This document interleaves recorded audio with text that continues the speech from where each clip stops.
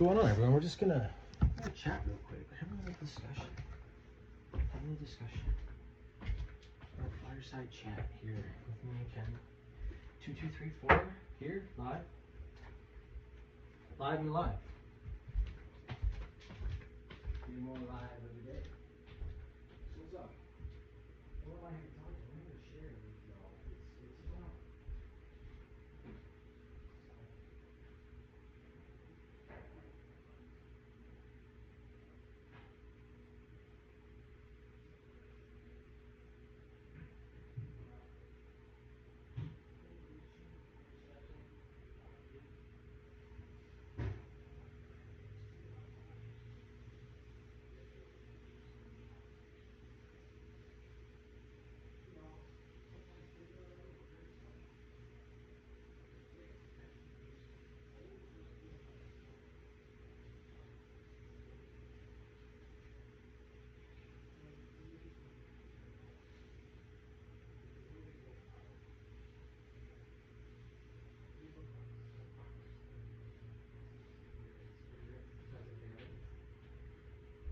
preserving, self-preserving mentality.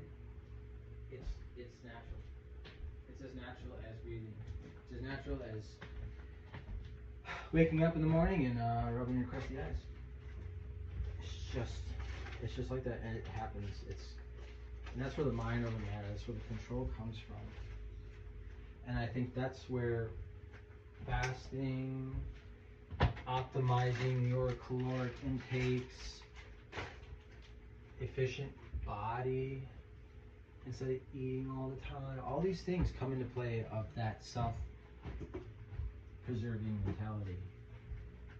Think about it. Some people have never fasted in their lives. They're full of parasites. The parasites are hungry. They're ruining their gut biology.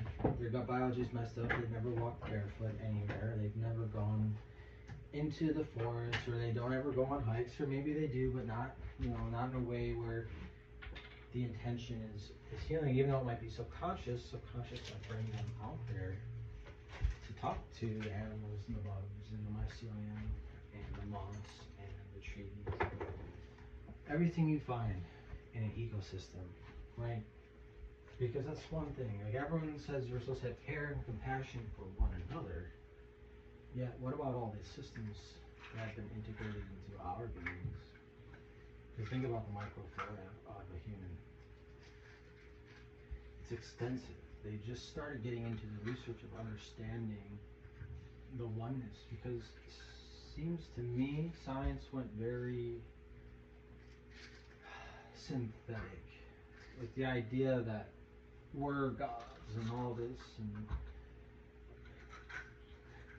think of all the alchemy. I mean, there was after like this philosopher's stone, and you can make gold out of nothing. Everyone had this fascination about a shiny ass metal because it does stuff.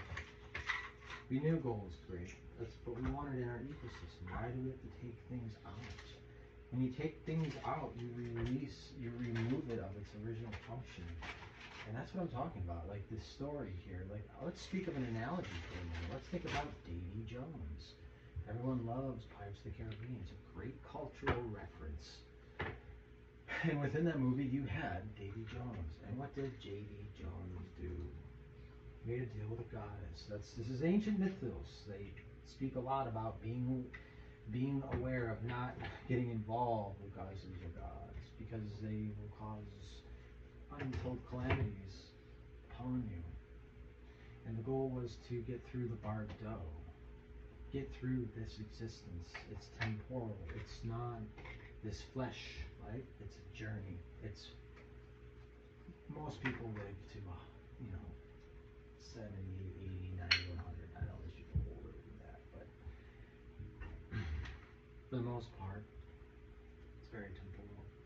And the spirit will get recycled. I mean, didn't Einstein prove to all the nerds nothing can be created or destroyed, just reconfigured? I mean, that was some constant. We all had agreed on that. Like, not all of us. Everybody's all about it. I'm not always about it, because there's other frequencies that are involved. we talk about Carl Jung. But anyways, I'm digressing. Let's get back to Davy Jones. So Davy Jones ripped his heart out because he had betrayed the goddess, because the goddess obviously seen him as immoral, as a lesser, lower light, thereby breaking contracts with lower light beings. Don't generally hold much weight. We see that in today because we gotta understand with art and this story that they created, the story writer, the script writer, where he was going with this. And it's the point of contractual agreements. It's agreeing to doing something, and then when a contract is broken, it can create upheaval. That's what most wars are started about, is bad contracts, disgruntledness, people not holding their ends to agreements, right? And it creates war. That's what war is about. War is all about one or two things: bad contract or tyrants. There's two of those things. You have bad contract, you don't like your deal, can't get out of it, you can't renegotiate, well then you gotta pay in blood. Or someone else's blood, right? Nowadays.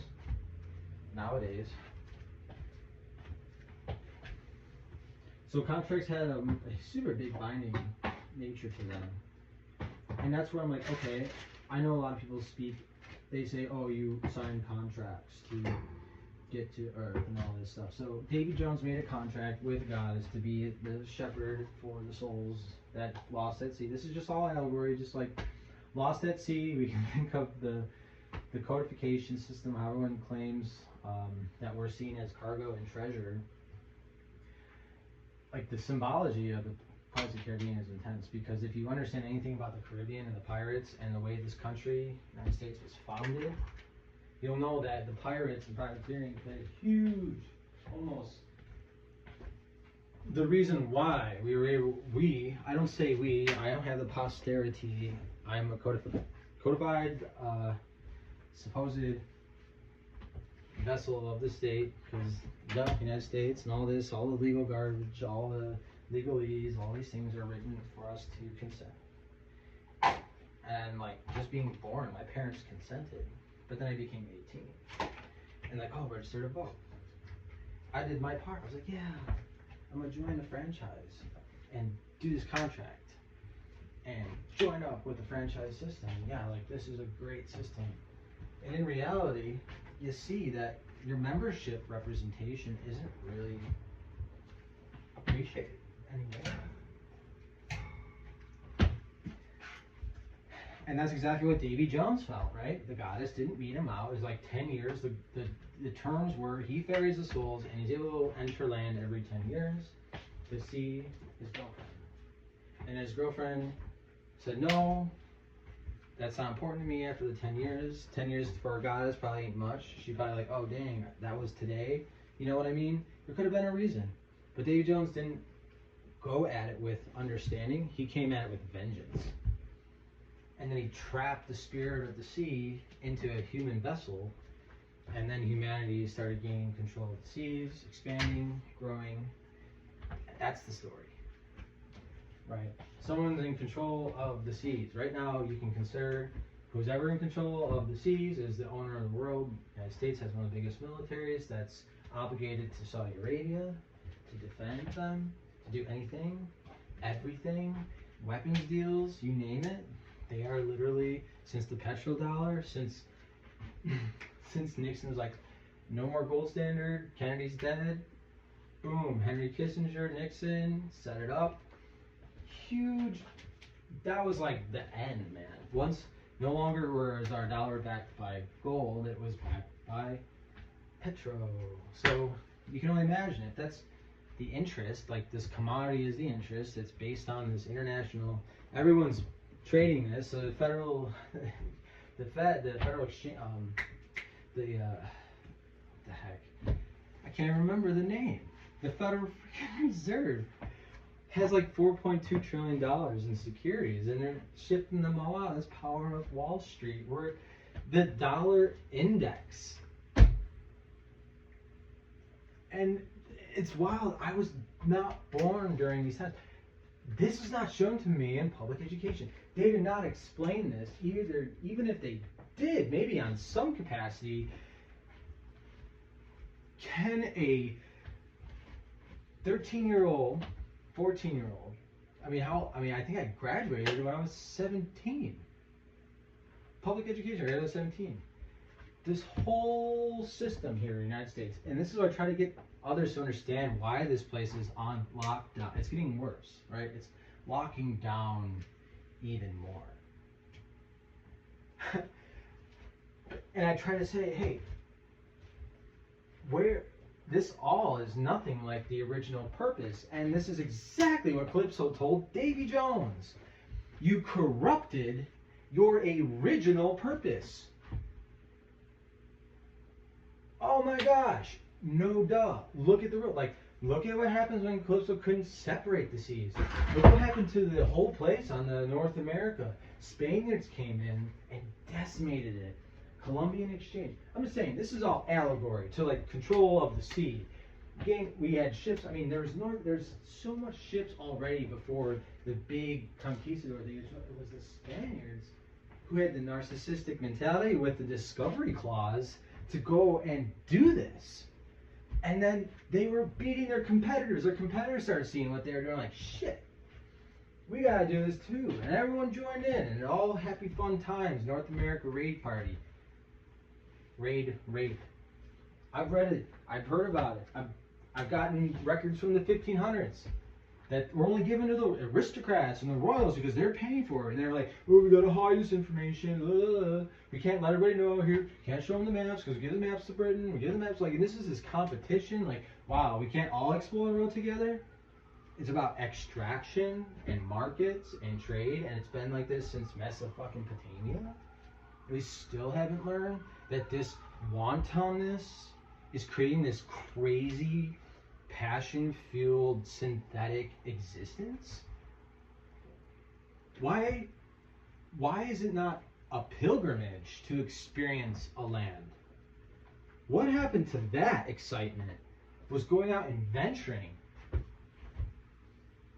When settling down is great. People settle down. They inhabit a specific geographic area. Sometimes 10,000 acres, and that's where they do and they exist. That's how it was. It wasn't until we started building walls. You can go and look at this. Conan the freaking Barbarian, when Subtoi and Conan were meeting, and he's like, my God laughs at, or Crumb's like, Crumb laughs at your four winds. And then Subtoi is like, bro, you don't get horizons. I'm the four winds. What? Everything's under that. That's what I'm talking about. And they were showing this in a mythological art form. Someone had created this. This is a story. It might not be real. It's based on certain realities, and then it's obfuscated as entertainment. And we're not supposed to take it too serious, but it's actually really freaking serious because it's not that original. And the lessons are always been there since Odyssey, since the Biblos, all these books mashed together, the Roman hexadecimal things that they obtained, and they had incredible amounts of prophetic verses against Rome and their mentalities, and all these Zeus, God, all these things were being judged, and Rome bought them, hella money, and then put them in a vault. And didn't let anybody see them because for some reason, Rome, as big as it was, still held on to its superstitions. So what's changed? Nothing. Just the awareness of it has. And that's it. The dial's been turned way down. Everybody's bored, so they seek exterior. They know something internally, so they seek something. They have black holes. They need to be filled. They're not receiving light of their own. They haven't made their own light. So they're sucking in everyone else's, and it's encoding them. And I'm just wondering, where is the uniqueness? Where? And you find them out here. A lot of them are freaking disgruntled or hermiting. Because I don't think many, 10% of people, I don't know what it is. How many people travel and move and experience different horizons and different star systems because you're moving, you're changing your trajectory, you're moving. You're having different energies focusing on you in different geographical regions. That's why astrology is geographical. It's not one sign fits all. It's not this one big chart is it. That's the bullshit. That's what kills the natives.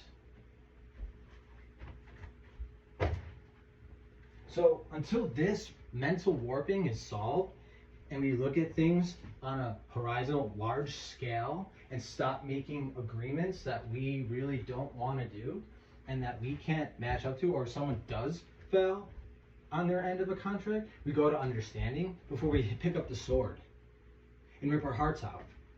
So that's the analogy, and that's what I'm going to use. That's how I'm going to end this, because it's the best I could do right now for the situation I'm in.